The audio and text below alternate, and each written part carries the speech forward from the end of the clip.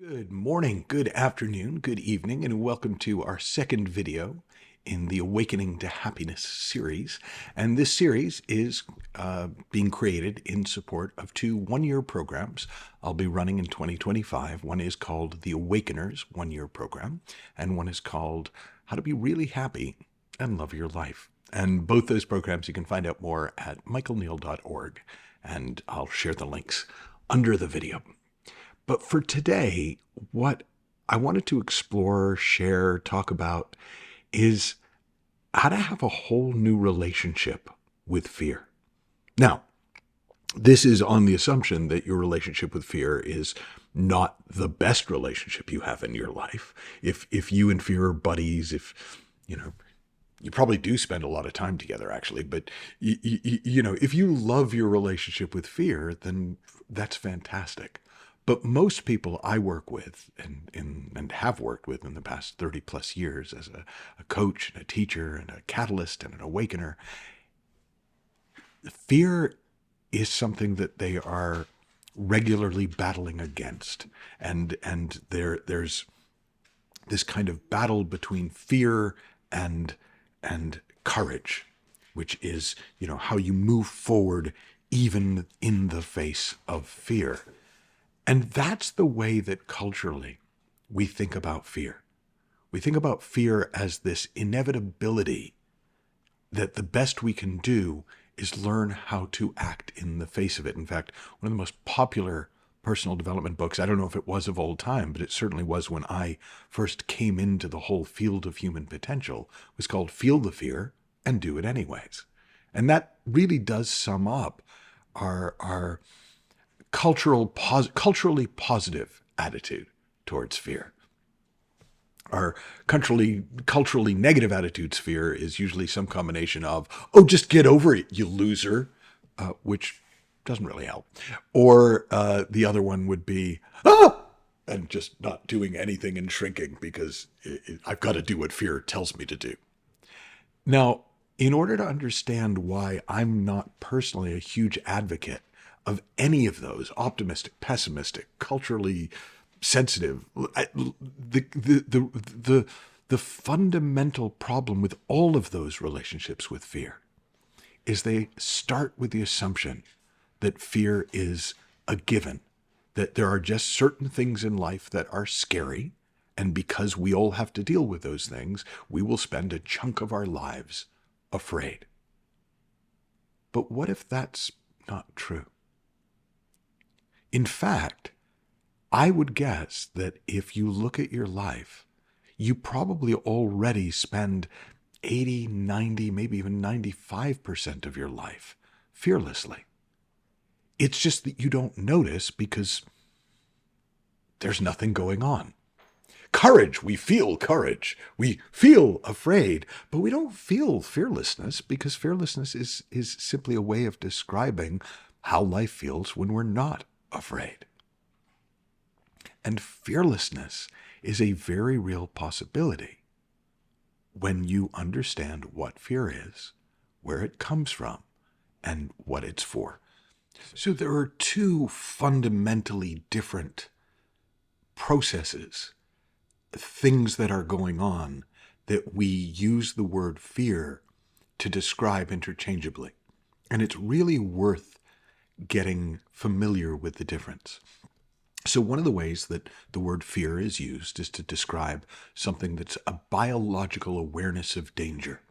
In other words, there is a mechanism in the body that they say it's the primitive brain, the limbic system, and it's what kept our ancestors alive in caveman times and ever since. And that awareness of physical danger, of a clear and present danger, is a wonderful thing about having a human body. It's built into the system. It works great. You may have heard the three F's, so although two of them are more famous than their third cousin, which is fight, flight, and freeze.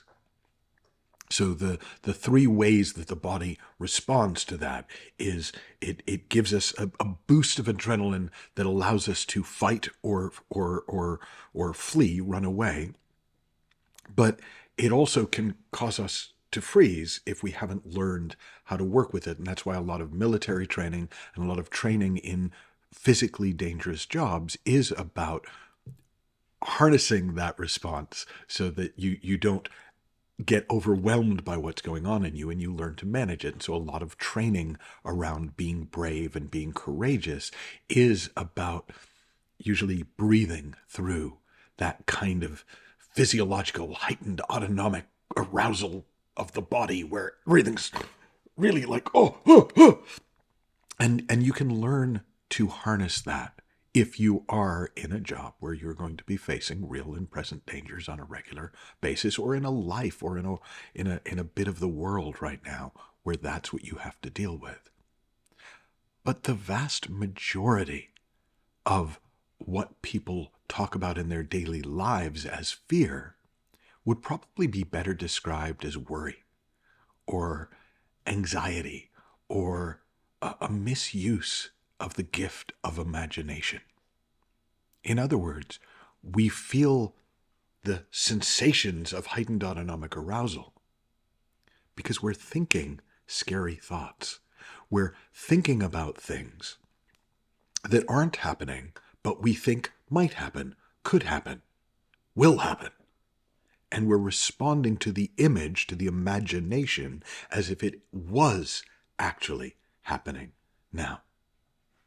So there's a pretty simple test you can do to see, well, is this healthy biological fear, or is this unhealthy psychological fear?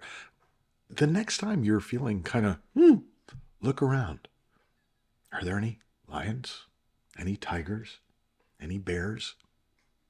If not, you're probably okay. And I'm trusting you have the common sense to expand that to include other things that can be a genuine physical threat.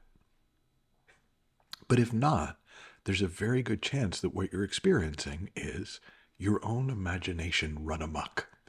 You're experiencing the dream factory, the movie-making mind. And you just happen to be sitting in kind of horror movies or thrillers all the time. And so you're in this continual state of, there's danger, there's danger, there's danger. But the reason you can't find it is because it's coming from your own imagination. Which means that if you drop it, if you walk out of the movie theater, if you wake up from the dream, there might be that feeling, that kind of, when you relax because you realize, it wasn't a snake, it was the sash from the bathrobe on the floor. It wasn't that. But boy, did it really, really, really seem like there was a real and present danger. And so either way, fear becomes your friend. And the way that you have a whole new relationship with fear is by seeing its helpfulness, its friendliness. If there is a real and present danger, it's going to put your body and mind into an optimal survival mode. Just long enough. It's going to take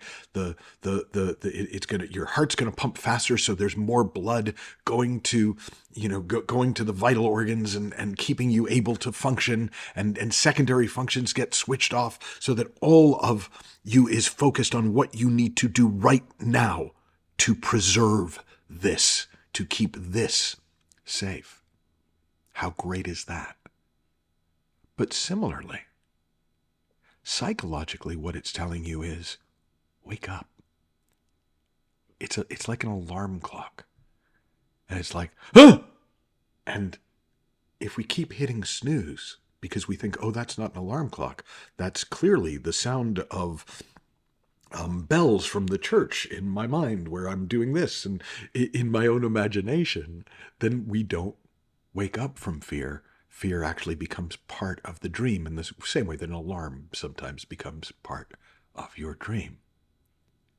But as you start to notice this, and that's all you need to do, by the way, this is a surprisingly simple thing, creating a friendship, a whole new relationship with fear.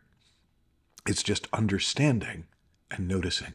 Understanding what you're actually experiencing and where is it coming from. Is it coming from a clear and present danger to your physiology, to your biology, or is it coming from your imagination?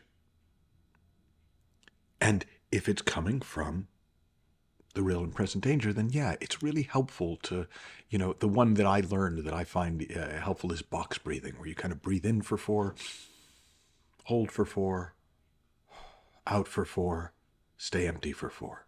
There's a lot of variations on it you can play with. And if you're in a genuinely dangerous system, being able to regulate your nervous system in that way can be really helpful.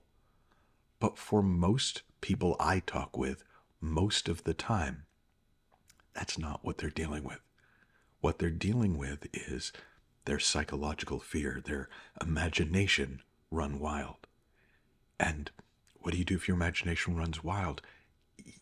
You either drop it as best you can. You ignore it, like ignoring a TV that's on in a pub or a restaurant, than when you're trying to be with some people and there's something going on in the background.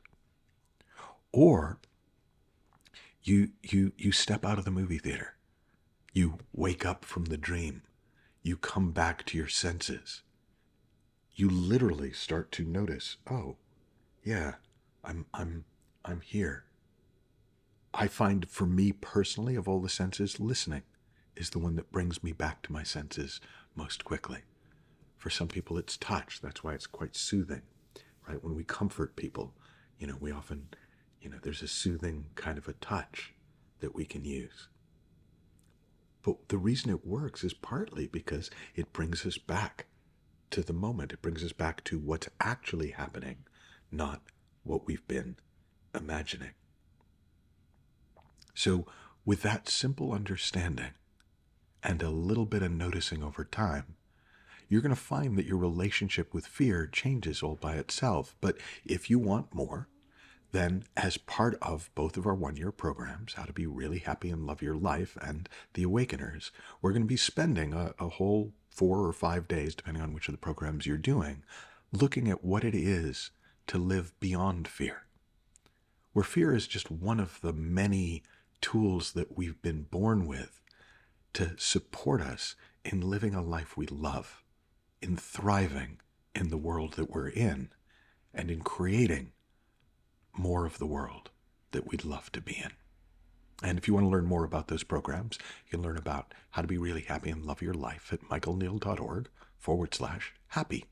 And if you want to learn more about the Awakeners program, which is for those of you who would like, in whatever it is that you do, to be an awakener, to be somebody who helps wake people up to that deeper dimension of life, what we could call the spiritual dimension of life, and help wake them up from the scary dreams that so many of us get caught up in. You can find that at michaelneill.org/awakeners. Have fun, learn heaps, happy exploring, and I'll be back with another video for you tomorrow.